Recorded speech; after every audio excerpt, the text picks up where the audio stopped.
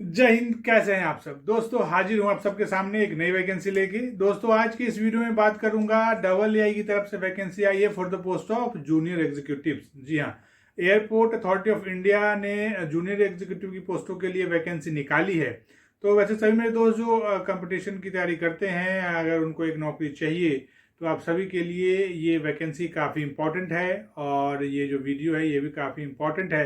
Because आज के इस वीडियो में इस वैकेंसी को डिटेल में जानेंगे, कंप्लीट जानेंगे, जो भी इसमें बातें है डबल एआई के इस नोटिफिकेशन में, वो सारी बातें मैं आपको बताऊंगा। चाहे वो आपका सिलेक्शन प्रोसेस हो, या सिलेबस ऑफ एग्जामिनेशन हो, एग्ज़ाम पैटर्न हो, इसके अलावा जो एज है, एप्लीकेशन फ़ी है, मतलब जो भी है ए टू जेड सभी मैं आपको बताऊंगा।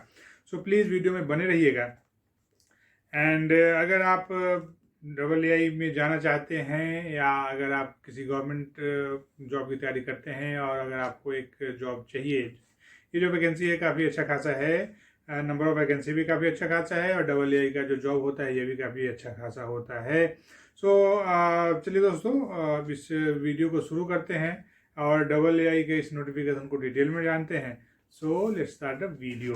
दोस्तों, डबल सबसे पहले अगर मैं इसके एप्लीकेशन स्टार्ट और लास्ट डेट की अगर बात करूं तो जो ऑनलाइन सबमिशन ऑफ एप्लीकेशन है ये 1 नवंबर 2023 ऑलरेडी स्टार्ट हो चुका है और इसके लिए जो लास्ट डेट है एप्लीकेशन फिल करने का है वो 30 नवंबर 2023 है। मतलब 30 नवंबर तक आप इसके लिए लास्ट अप्लाई कर सकते हैं।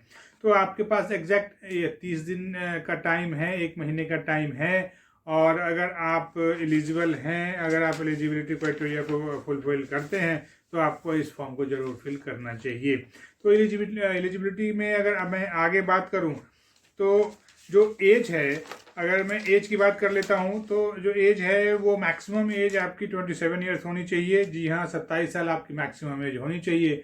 और ये जो एज का कैलकुलेशन है ये 30 नवंबर 2023 होना चाहिए। मतलब 30 नवंबर तक आपकी एज 27 साल हो जानी चाहिए। वैसे दोस्तों, वैसे सभी मेरे दोस्त जिनको एज में रिलैक्सेशन मिलता है तो रिलैक्सेशन इसमें भी अवेलेबल है, आप रिलैक्सेशन अवेल कर सकते हैं। चलिए दोस्तों, आगे अगर मैं इसके एजुकेशन क्वालिफिकेशन की बात कर लेता हूँ तो जो एजुकेशन क्वालिफिकेशन है ये आप एक ग्रेजुएट होने चाहिए। जी हाँ, आप ग्रेजुएशन पास होने चाहिए। मेनली बीएससी, मतलब अगर आप साइंस स्ट्रीम से अगर आपने ग्रेजुएशन किया हुआ है, आप बैचलर ऑफ साइंस हैं जिसमें फिजिक्स या फिर मैथमेटिक्स हो, तो आप इसके लिए एलिजिबल हैं। इसके अलावा अगर आपने बैचलर की डिग्री ली है इंजीनियरिंग में तो अब तब भी आप एलिजिबल हैं। चाहे वो इंजीनियरिंग में कुछ भी अगर आपने किया है तो आप इसके लिए अप्लाई कर सकते हैं। वैसे ही 10th और 12 लेवल पे आपका इंग्लिश होना चाहिए, तो ये नोट कर लीजिएगा। वैसे ही जो कैंडिडेट जिनके पास बी की डिग्री है, बीटेक की डिग्री है और बीएससी इंजीनियरिंग की डिग्री है, वो भी इसके लिए अप्लाई कर सकते हैं। तो ये आप नोट कर लीजिएगा। आगे दोस्तों, अगर मैं इसके नंबर ऑफ वैकेंसी की बात कर लेता हूं तो जो नंबर ऑफ वैकेंसी है वो 496 है। 496 पोस्टों के लिए वैकेंसी आई है। तो वैसे सभी मेरे दोस्त जो एक गवर्नमेंट जॉब की तैयारी कर रहे हैं, अगर आपको एक जॉब चाहिए तो आपके लिए ये गोल्डन अपॉर्चुनिटी है और आपको इस फॉर्म को फिल करना चाहिए। बिकॉज ये जो है इसमें सिलेक्शन प्रोसेस मैंने इसका देखा है, मैं अभी आपको बताऊंगा। काफ़ी इजी सिलेक्शन प्रोसेस है और आप इसको बिल्कुल ऐसे पास कर लेंगे, ये मुझे पता है। एक बात मैं यहाँ बताता चलो कि ये जो वैकेंसी है ऑल इंडिया लेवल की वैकेंसी है और मेल और फीमेल दोनों इसके लिए अप्लाई कर सकते हैं। तो चलिए दोस्तों, अगर आगे बात करूँ इसके पे स्केल की कि इसमें कितना सैलरी मिलेगा, क्योंकि हम जब भी कोई नौकरी जिसके लिए अप्लाई करते हैं उसमें सबसे पहले पे ही देखते हैं। तो अगर मैं पे की बात करूँ तो जो पे है इसका ये काफ़ी अच्छा खासा आपको इसका पे स्केल आपको मिलेगा। इसमें इसका जो पे स्केल है वो 40,000 टू 1,40,000 के बीच में आपका पे स्केल होगा। इसके अलावा आपको जो दूसरे पॉक्स मिलेंगे उसमें आपका एचआरए है, इसके अलावा सीपीएफ है, ग्रेजुटी है, सोशल सिक्योरिटी स्कीम है, मेडिकल बेनिफिट है। इसके अलावा बहुत सारे डबल एआई की तरफ से पॉक्स एंड अलावेंसेस मिलता है, वो भी आपको मिलेगा। तो अगर आप इसमें आपका सिलेक्शन होता है तो आपको एक बहुत अच्छा खासा सैलरी मिलेगा, आपको एक हैंडसम सैलरी मिलेगी। तो ये सैलरी वाइज देखें तो बहुत अच्छा जॉब है। आपको अगर आप एजुकेशन क्वालिफिकेशन को क्वालिफाई करते हैं तो आपको इसके लिए ज़रूर अप्लाई करना चाहिए।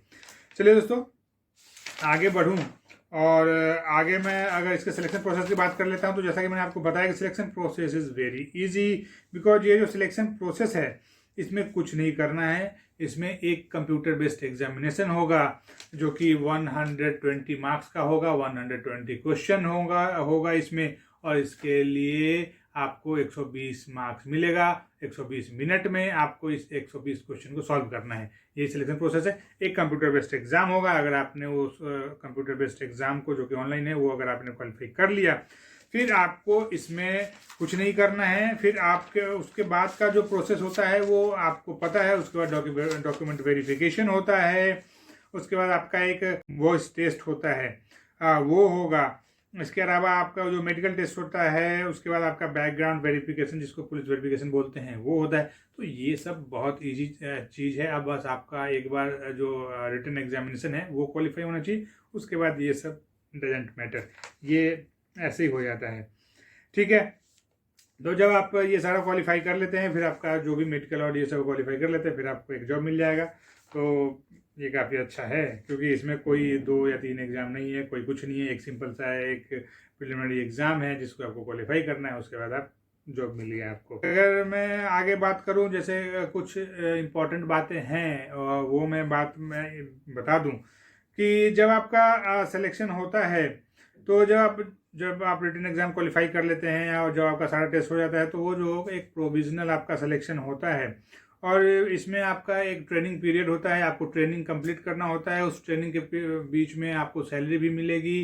तो इस ट्रेनिंग को आपको कंप्लीट करना है, और जब आप उस ट्रेनिंग को कंप्लीट कर लेते हैं, फिर आपका जो एक तरीके से जो प्रोविजनल या फिर जो प्रोबेशन पीरियड है वो ख़त्म होगा, और फिर आपका एब्जॉर्प्शन कर लिया जाएगा।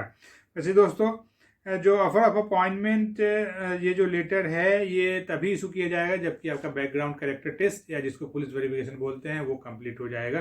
तो ये चीज़ आप नोट कर लीजिएगा। चलिए दोस्तों, आगे अगर मैं इसके एप्लीकेशन फ़ी की बात कर लूँ, तो जो एप्लीकेशन फ़ी है वो 1000 रुपीज़ है। आई थिंक ज़्यादा है। तो जो एप्लीकेशन फ़ी है वो 1000 रुपीज़ है। और वैसे सभी मेरे दोस्त जो एससी कम्युनिटी से, एसटी, पीडब्ल्यूडी कैंडिडेट, और जो अप्रेंटिसशिप जिन्होंने किया है AAI से, अप्रेंटिसशिप की ट्रेनिंग अगर AAI से आपने कर रखा है, या जो फीमेल कैंडिडेट हैं, उनके लिए कोई भी एप्लीकेशन फ़ी नहीं है, वो नील है। तो ये चीज़ आप नोट कर लीजिएगा।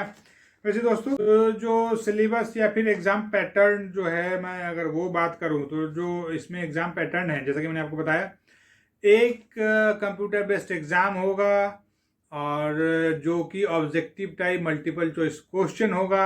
एक बात मैं बता दूं इसमें, जो कि सबसे इंपॉर्टेंट है, इसमें कोई नेगेटिव मार्किंग नहीं है। जी हाँ, there is no negative marking. तो आप बेझिझक अटेम्प्ट ले सकते हैं, आप जाके वहाँ पे एग्जाम दे सकते हैं विदाउट टेकिंग एनी टेंशन। सो 120 क्वेश्चन होगा, 120 मार्क्स का होगा, और 120 मिनट में आपको उसको सॉल्व करना है। कोई नेगेटिव मार्किंग नहीं है, तो ये ध्यान रखिएगा। ये जो आपका पेपर होगा वो 2 पार्ट में डिवाइड होगा, part A and part B. Part A में जो टोटल नंबर ऑफ क्वेश्चन होगा वो 60 होगा, जिसमें इंग्लिश लैंग्वेज से 20 क्वेश्चन 20 मार्क्स का। जो जनरल इंटेलिजेंस एंड रीजनिंग है वो 15 क्वेश्चन 15 मार्क्स का। जनरल एप्टीट्यूड एंड जो न्यूमेरिकल एबिलिटी है उससे 15 क्वेश्चन 15 मार्क्स का। And general knowledge and awareness से 10 क्वेश्चन 10 मार्क्स का पूछा जाएगा, ये ध्यान रखिएगा। जो पार्ट बी है उसमें 60 क्वेश्चन होंगे from basics of physics and mathematics in concept and application at 10+2 level. जी हाँ, 10+2 लेवल का 60 नंबर का फिजिक्स और मैथ्स होगा। बेसिक होगा, बेसिक, इसमें डरने की कोई बात नहीं है। आप बहुत ही इजीली क्वालिफाई कर लेंगे, और ये बहुत इजी एग्जाम है क्योंकि इसमें कोई नेगेटिव मार्किंग नहीं है। आप अटेम्प्ट ले सकते हैं। क्वेश्चन पेपर होगा वो बाइलिंगुअल होगा, हिंदी और इंग्लिश दोनों में होगा। आप जिसमें भी आप कंफर्ट फील करते हैं आप उसमें एग्जाम दे सकते हैं।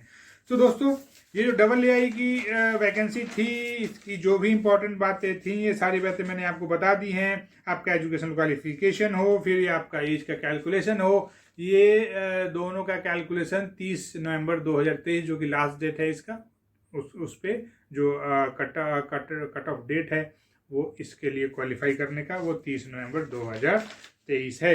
तो ये चीज़ आप नोट कर लीजिएगा। और जहाँ तक इसके एग्जामिनेशन डेट की बात, तो ये आपको AAI इन ड्यू कोर्स आपको बता देगी। तो दोस्तों, मैंने आपको AAI के इस नोटिफिकेशन की जो भी इंपॉर्टेंट बातें थी जो कि जूनियर एग्जीक्यूटिव्स की थी। ये सारी बातें मैंने आपको बता दी हैं। यहाँ बताता चलूँ कि ये परमानेंट पोस्टें हैं, ये कोई कॉन्ट्रैक्ट का नहीं है, टेम्पररी नहीं है, ये परमानेंट पोस्टें हैं। आप एक रेगुलर एम्प्लॉय होंगे। तो ये अगर आप किसी भी कंपटीशन की तैयारी करते हैं, अगर आपको एक जॉब चाहिए, एक अच्छा खासा जॉब चाहिए जिसमें सैलरी अच्छी हो, जॉब प्रोफाइल अच्छा हो, तो आपको ये फॉर्म ज़रूर फिल करना चाहिए और आपको इसमें एक पोस्ट ले लेना चाहिए। तो दोस्तों, आई होप आपको ये वीडियो अच्छा लगा होगा। अगर वीडियो अच्छा लगा हो तो प्लीज़ चैनल को सब्सक्राइब कर लीजिएगा, बेल आइकन को प्रेस कर लीजिएगा, ताकि जो भी मैं वीडियोस नई नई वैकेंसी पे लेके आऊँ वो आप तक ईजिली पहुँच पाए, आप जान सकें, और वीडियोस को शेयर किया कीजिएगा। तो दोस्तों चलिए, मिलता हूँ किसी दूसरे वीडियो में किसी नई वैकेंसी के साथ। तब तक के लिए जय हिंद।